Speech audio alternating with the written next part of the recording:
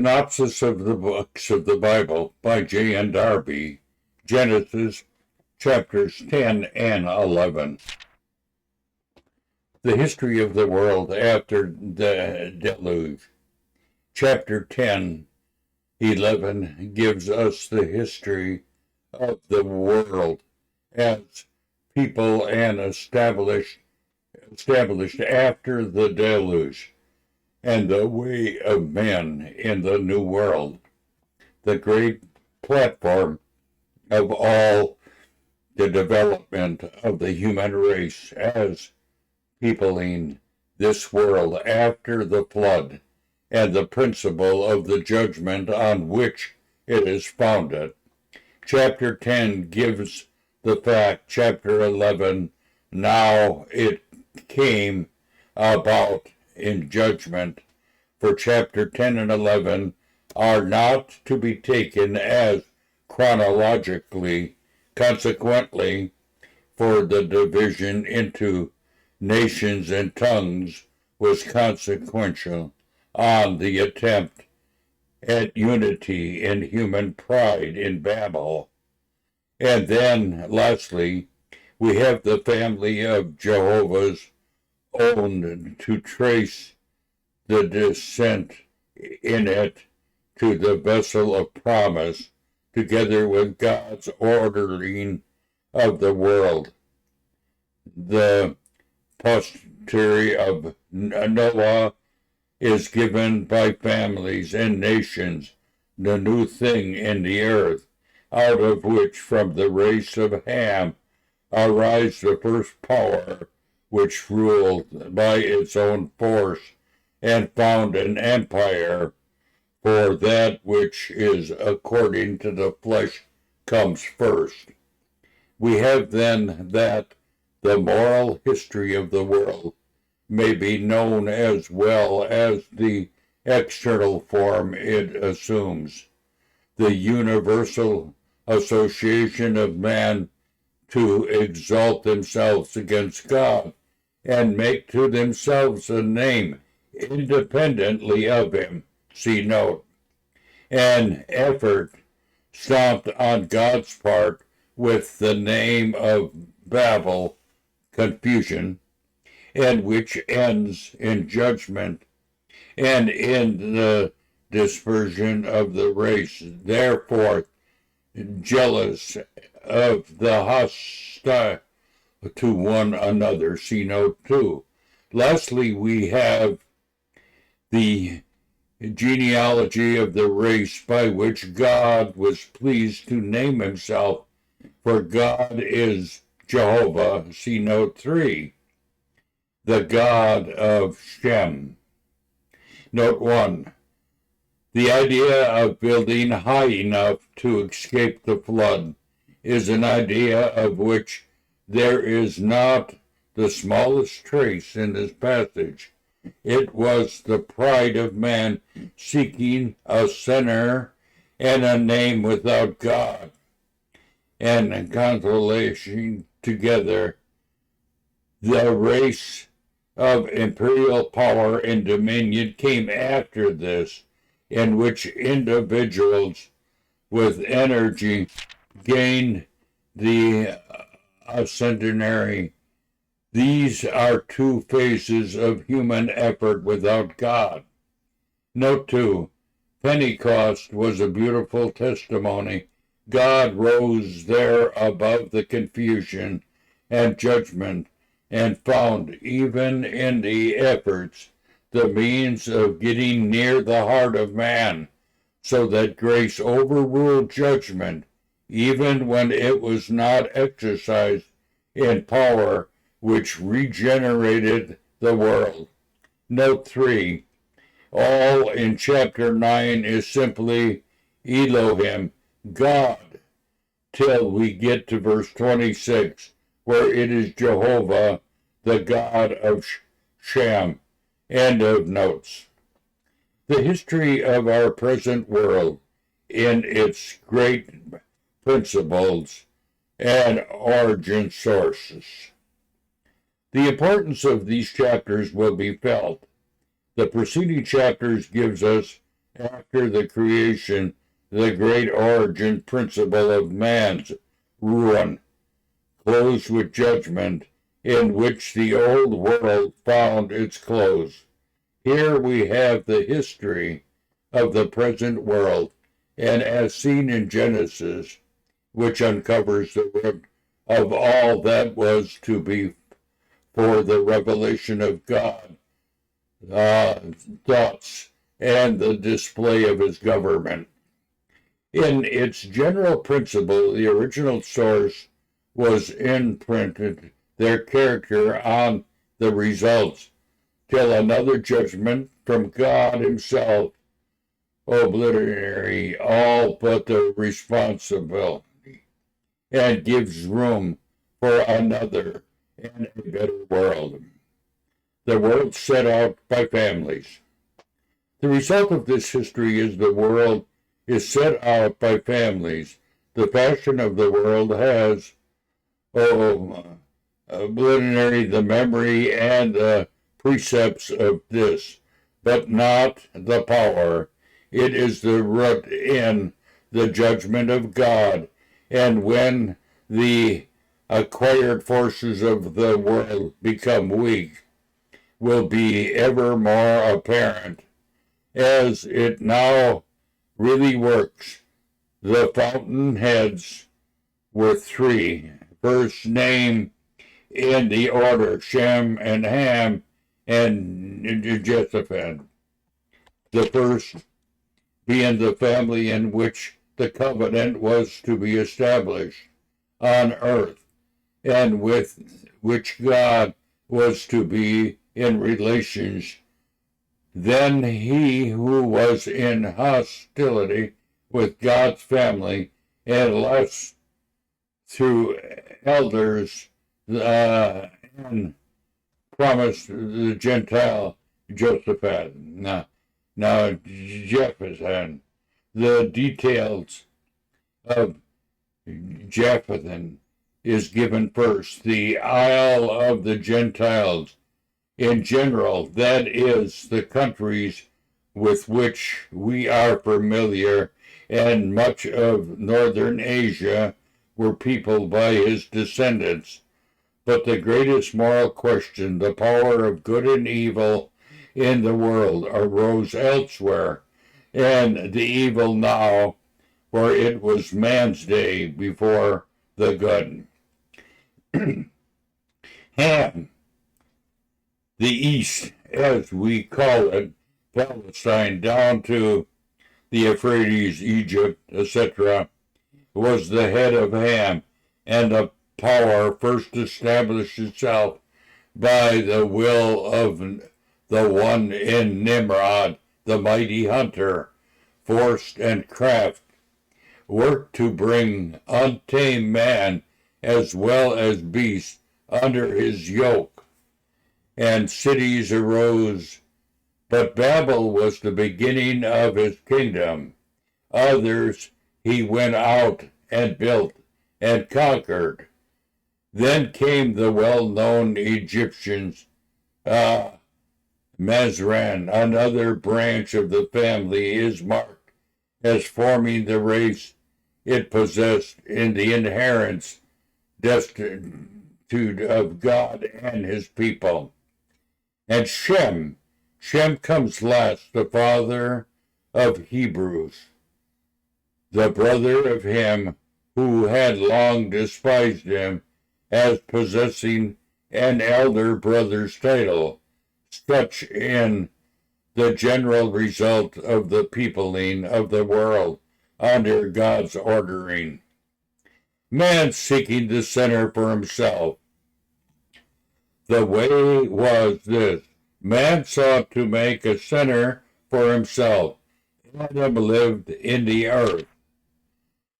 Would have been so in its link with God, as Christ will be hereafter, and even was in the purpose of God. For Adam was the image of him that was to come, but will has none but itself. Noah, whose influence would have been just, had no place in the world history after his worship, save that he lost the place of authority by falling into sin and loss of self-restraint, see note, will characterize all now, but in a multitude of the will, all important as sinner, what can be done? A common sinner and interest is sought independent and exclusion of God. They will to fill the earth, but scattered in peaceful quietness, to be of no importance, that would not. They must get a name for themselves, to be the sinner, and God scattered into the nations by judgment. What would now fill the earth by families in peace? Tongues and nations must be added to families, to design men on the earth. The judged place became the seat of the energist who one of the apostate power. The beginning of Nimrod's kingdom was Babel. Tongues were the resistance and the iron band around men. Note, this is a striking fact that characterized of the history of man after the flood. We get the full plain statement of what he became. End of note. God's history began with Shem. In Shem, God's history began. He is Jehovah, the God of Shem. We have dates and epoch, for after all, God governed, and the world must follow man, belonging to God. Other people's ages were shortened, surely, besides those he names here. We know when.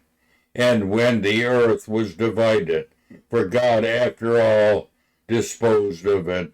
Man's years lost one half of what they were, as they had already done immediately after the flood. But of known history, God's people have ever been in the center. This comes down to Abraham. And here again, a new element. Evil has become universal, at least practically so. Idolatry, Joshua 24:2. Though it had been the subject hitherto, it is man in the world, and in Shem the secret providence ordering of things. By God still it ended in the power of evil, even in the family of Shem. Universal idolatry. We have seen the wickedness and the violence of man, his rebellion against God, and Satan's craft to bring him into this state. But here an immense step is made. An astonishing condition of evil appeared on the scene. Satan trusted himself into man's mind, into the place of power, and seized the idea of God in man's mind, placing himself between God and him, so that men worship demons as gods.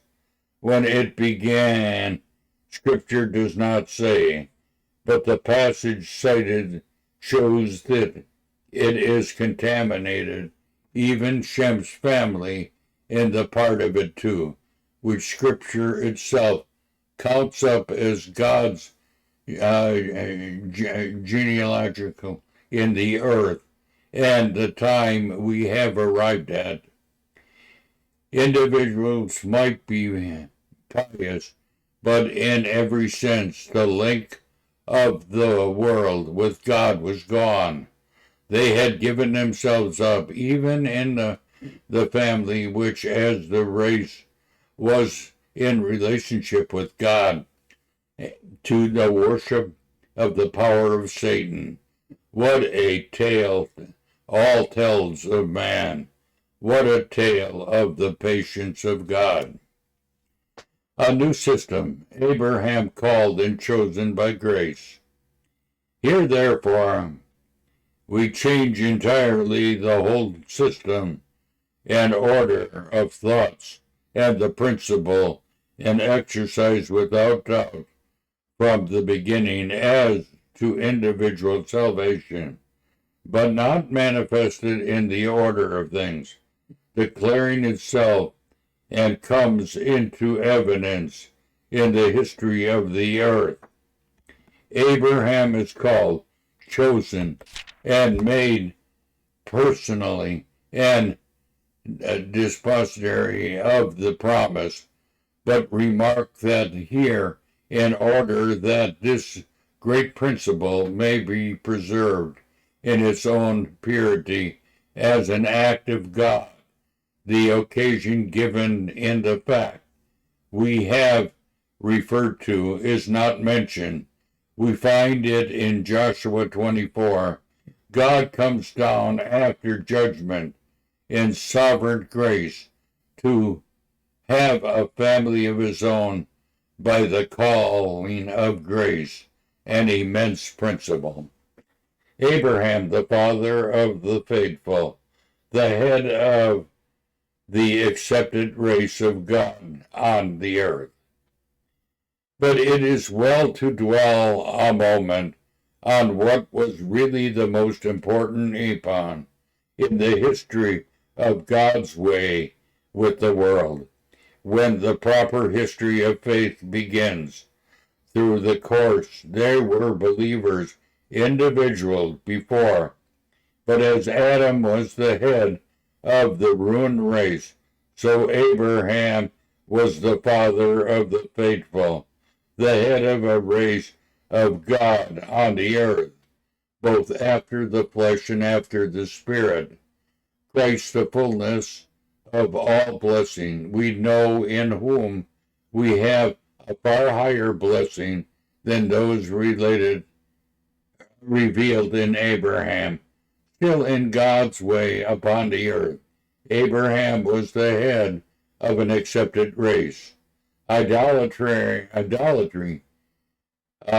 was, as we've seen, had at this time gained a footing in the family of Shem. Himself your fathers said, Joshua 24:2, dwelled in old times beyond the flood. Terah, the father of Abraham, and the father of Nahor, and there served other gods. Now these gods were demons. 1 Corinthians 10:20. It is a creation in Deuteronomy 32:17. That is, now that God has interfered in judgment, see note, and in power, these demons had possessed themselves in this position in the spirit of men and taken the place in their minds of the source of the authority displayed and of blessings still bestowed. The president themselves to him as authors of those judgments, of all who drew forth the worship, the gratitude, and the terror of the natural heart of the corrupt man, expressed in his worship according to the principles on which he alone could be in relationship with the superior beings to whom he attributed the power to answer his desires or to avert the things which he feared. It was not merely man's corruption and in rebellion against God, it was his religion itself which corrupted him, and he made of his corruption of religion. The demons had taken the place of God in his mind, and having the ascendancy over the conscience of man, did not forget it, hardening or misleading it. He was relationally bad, and there was no degradation like that. What a state, what a folly, how long, O Lord? Note, in the deluge, it did not seem that idolatry had crept in before. End of note. Now God introduces us to his own thoughts. But in the human race plunged into darkness, taking demons for their gods, and incapable of self-sustainment, substituted for their own rebellion against God, servitude to what is more relevant in rebellious places themselves, in miserable dependence upon it. God raised and lifted up above all this evil, and by his calling introduces us to his own thoughts far more precious than the restoration of what it was fallen.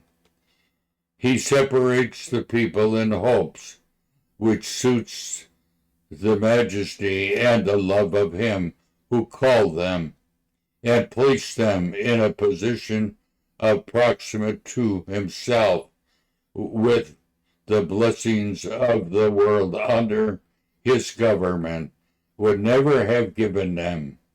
He is their God. He communicates with them in a way which is accordance with his intimacy. And we here speak for the first time of faith, Genesis 15:6, based on these communications and these direct testimonies of God, though it may be operative from the beginning.